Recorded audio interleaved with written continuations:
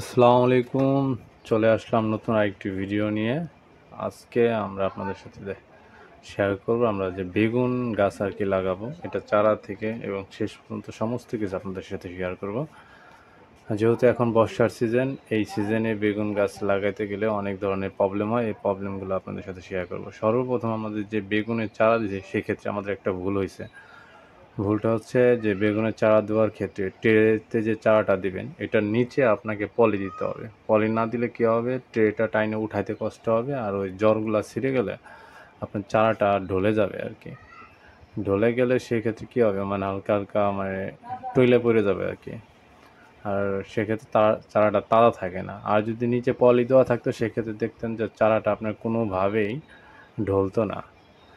এই জন্যই আর কি যত কাজ করবেন তত এক্সপিরিয়েন্স। যেমন আমাদের একবার করার পরে এরকম হয়েছে, পরবর্তীতে আবার 1 মাস পরে আমরা আবার চারা দেব, যেহেতু পাট কেটে আবার লাগানোর চিন্তা ভাবনা। সেক্ষেত্রে আর কি ইনশাল্লাহ আমাদের এরকম ভুল হবে না। আর দ্বিতীয় হচ্ছে, আপনার কোকোপিট ছাড়া এই কোকোপিটের সাথে কোনো কিছুই মিক্সড করবেন না। মিক্স করতে গেলে সেক্ষেত্রে চারার যে বীজটা যেই করবেন গাড়বেন, সেক্ষেত্রে জার্মিনেশনটা ভালো আসবে না।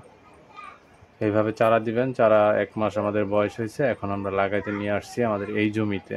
এই জমিতে যে ঘাসগুলো দেখতে পাচ্ছেন যে পুড়ে যাচ্ছে, কারণ আমরা অলরেডি সকালে একবার পোড়ার ওষুধ দিছি, কারণ প্রচুর পরিমাণে ঘাস ছিল। লাল শাক আর সবুজ শাক বুনছিলাম, কারণ আমরা এগুলো বিক্রি করতে পারিনি, বৃষ্টির কারণে আমাদের নষ্ট হয়ে গেছে।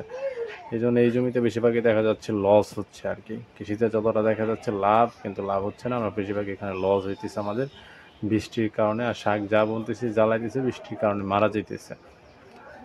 একটা বিষয়। আর এখানে আমাদের সজবোনা ছিল, সেটাও বৃষ্টির কারণে মারা গেছে। এই পাশে যে জমিটা আছে, সেখানেও লাল শাক বুনছি, প্রচুর পরিমাণ আর কি জ্বালাই ছিল, কিন্তু আমরা করতে পারিনি। মানে বৃষ্টির কারণে লাল শাকটা তো ভালো হয় না, আর প্রচুর পরিমাণে ঘাস হইতেছে। এই জন্য আমরা এই জমিটুকু আমরা এই যে এখন যে ওষুধটা দিচ্ছি, এটা পুরার ওষুধ দিতেছি, এটাও মেরে ফেলবো। পুরার ওষুধ দিলে পরে এই ঘাসটা একবারেই মরে যাবে। আমরা এটার ভিতর দিয়ে বেগুনের চারা লাগাই দেবো।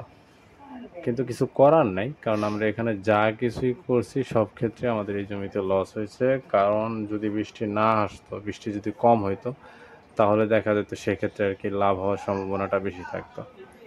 এই জন্য আমাদের এখানে পুরা দেওয়া শেষ হয়ে গেছে। আর এখানে আমাদের আগে কলার বাগান ছিল, আর বৃষ্টির কারণে কিছু কলা গাছ পড়ে গেছে।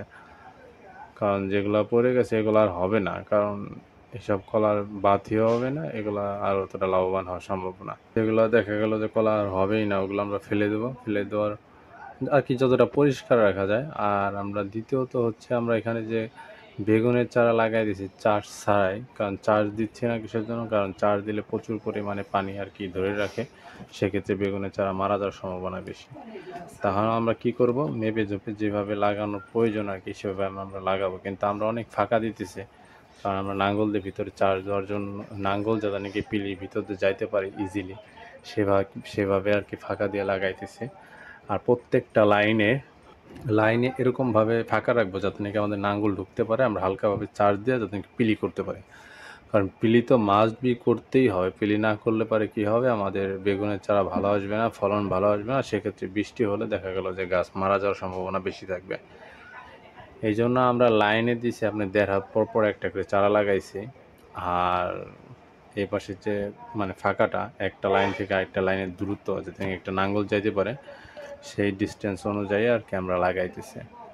এখানে কোকোপিট তো, এক্ষেত্রে আপনি চারা লাগাইলে চারা বেঁচে যায়। তারপর আমরা পরবর্তী হিসাব করে দেখাবো যে এখানে কী কী করলাম, আর কেমন কি খরচ হয়, আর কি পরিমাণ আমরা সেল করতে পারি, সমস্ত কিছু আপনাদের সাথে শেয়ার করব। এই জন্য দেখা যাক আমরা এখানে কি পরিমাণ বেগুনের ফলন চাষ করতে পারি, আর কি পরিমাণ লাভবান হতে পারি, সব কিছু আপনাকে জানাবো।